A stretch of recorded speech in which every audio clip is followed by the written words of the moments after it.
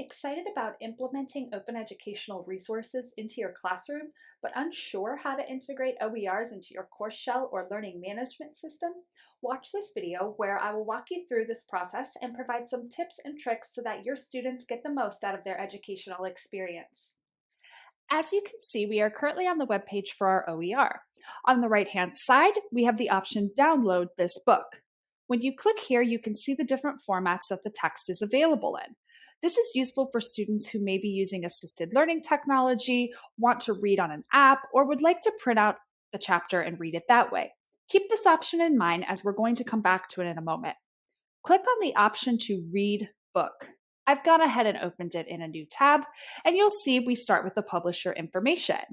At the bottom of the page, there's the arrows to navigate from one section to the next. You might have also noticed this Contents option here in the left-hand corner. Let's click on it and see what happens. Here we have each chapter, and if we open up chapter 1, you can see it's broken down section by section. This is a great option if you wanted to, let's say, assign sections 1.1 and 1.2 only. It's also helpful for students who are reading the book on the web to navigate easily from one section or one chapter to another.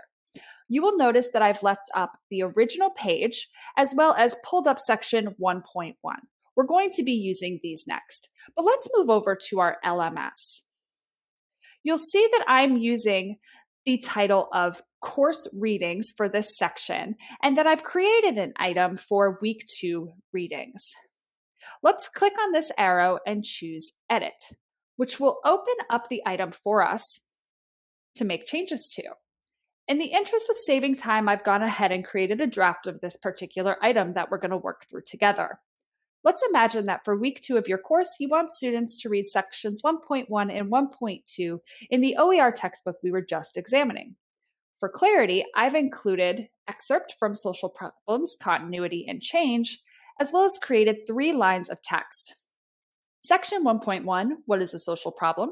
Section 1.2, Sociological Perspectives on Social Problems, and looking for an alternative format for this text, click here for download options.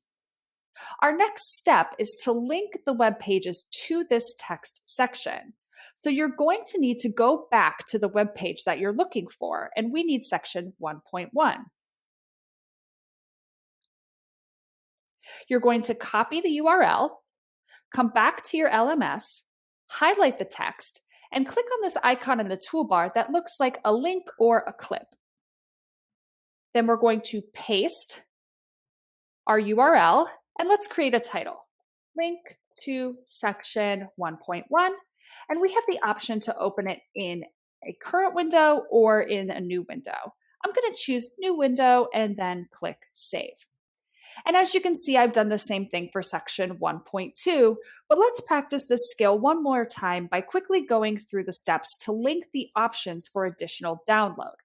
Again, go back to your original page that we left open, copy your URL, go back to your LMS, highlight the text, click on the icon, you would paste your URL, you'll have your text to display, create a title, link to alternative formats for Social Problems textbook, and the option to open the link in a new tab.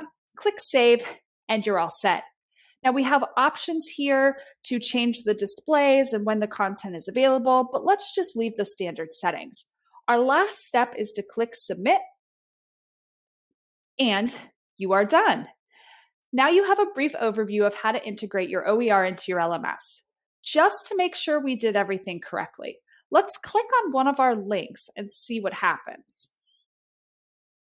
Voila, we have successfully linked this content for our students. Hopefully you found this tutorial helpful. Remember, you can always refer back to this video if you need assistance linking your open educational resources into your course shell.